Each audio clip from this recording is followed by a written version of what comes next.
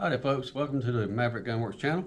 Today I'm going to talk about something that could be of interest with the Christmas season coming up.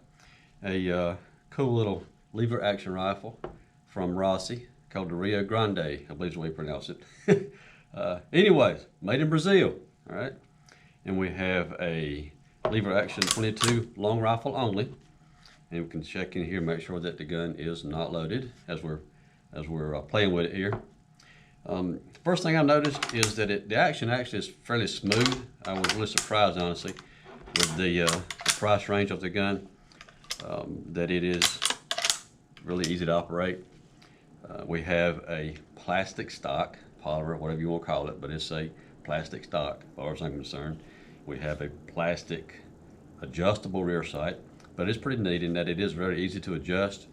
We have our elevation adjustment here, a little wind adjustment on the side, fiber optic tubes in there, green in the back.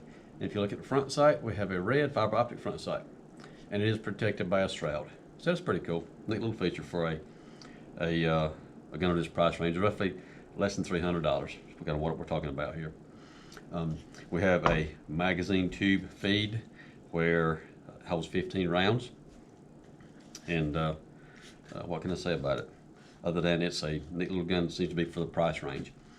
We have our crossbolt safety here. If you look in our red band, it tells us that the gun is in fire mode. If I push it toward the right, and it is in safe mode now. And one thing I noticed about this is when it's in safe mode, you cannot rack the bolt.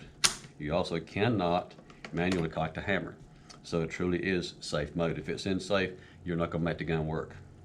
As we do this, and we'll push it on the fire mode now, we are able to cycle it, and we also are able to manually cock the hammer back. And with that being said, if you look at the trigger travel, it's something that's kind of surprising to me. A very long pre-travel in that you have a long ways to go before the trigger actually even makes contact to where it can fire. So with that being said, let's do a little trigger pull test to see what we end up with. Well, this is a brand new gun. You see it still has a sticker on the lever here that reads, read the manual before you use it, and then keep your muzzle pointed in safe direction, and keep your finger off the trigger until you're ready to fire. Typical safety measures. All right, we'll put our trigger pull gauge here, and see what we have. Our long pre-travel, and do a little tug on it here, and it breaks at 5 pounds. So that's not bad for a gun of this quality, I believe. And to say quality, it's not a bad gun. It's just you're not going to find something like this, I don't think, that's similar to a Henry, for example. But anyway, this seems to be a good functioning product. Haven't had a chance to go to the range because it is a brand new firearm. But maybe we'll get to do that sometime soon if it still hangs around for a few days.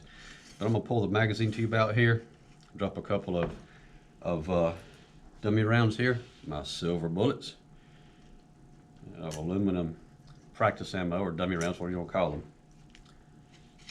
I guess it should be dummy rounds, is actually what they are.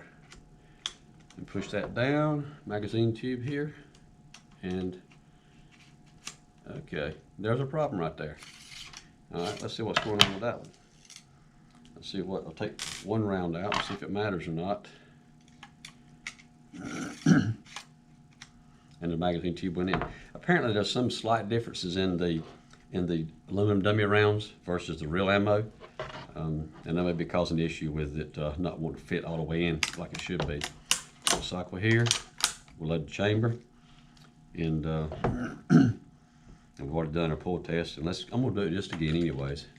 We had 5 pounds the first time, and we have a dummy round in the chamber now. And let's tug on it again.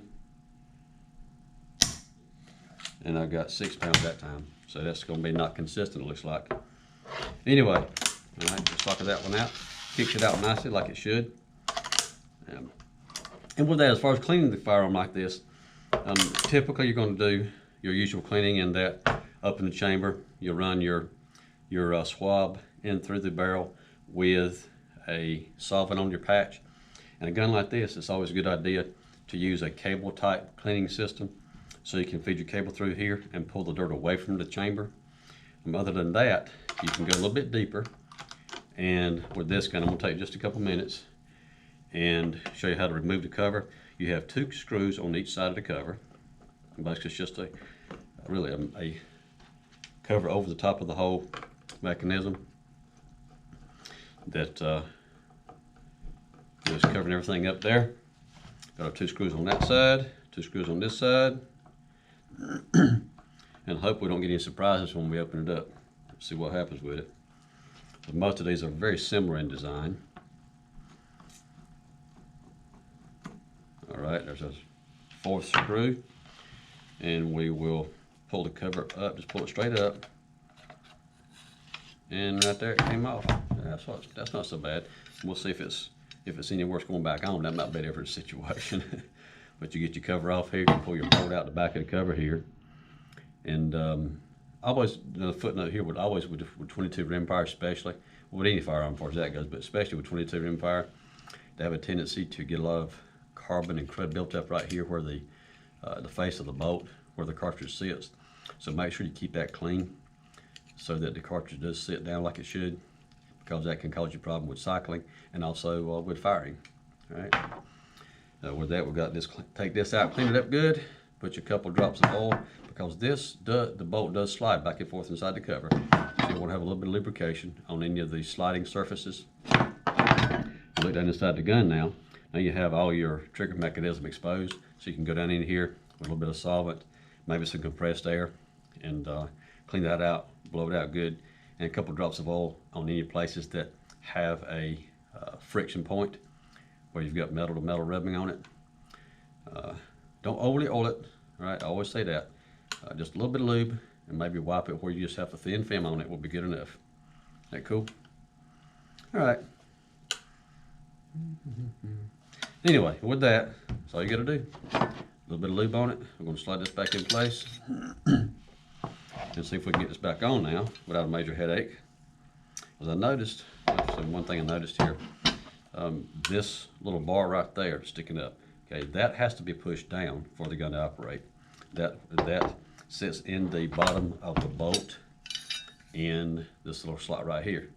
So make sure when you put it back on that has to be in place, or it's just not going to go back on anyways. Okay. So typically what we would do is have the back of the bolt even with the back of the cover, as if the gun were sitting there already put together. So that way everything lines back up. So let's see what we can do here. Put that back down. A little bit of finagling with the lever maybe. All right, let's see what I got here. Comes down.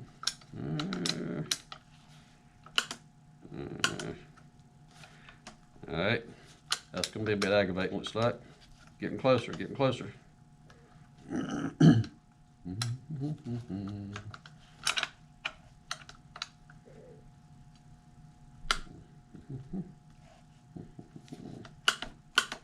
Okay, I like that idea. Something different here. Let's try pushing that bar down. If I pull the lever, pull my action lever back a little bit so that I'm holding down the locking bar. Now let's try it again. Pull the bolt back a little bit so it fits in the slot. That works better. See, we did learn something. So if you open your lever a little bit so that you've got the locking bar down, pull your bolt back just a little bit so that it's on the back edge of the cover here, sticking out a little bit. What is that, maybe a 1/4 inch or so? Drop right back in place. All right.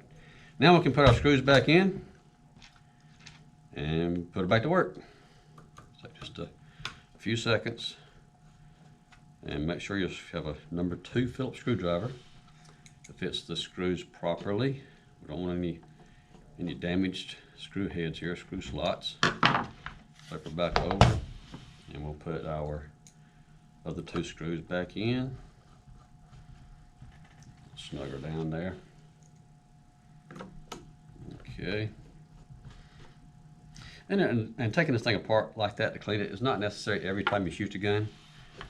You know, if you fired 1,000 rounds and it gets to where it's looking like it's a little bit sticky or causing you a cycling issue, then take your cover off and clean it up a little bit better, and you should be good to go. All right. But there we go. She's back together now. Seems to be cycling fine. All right. Anyway, that's my 2 cents on this little Rossi Rio Grande and 22 long rifle lever action gun.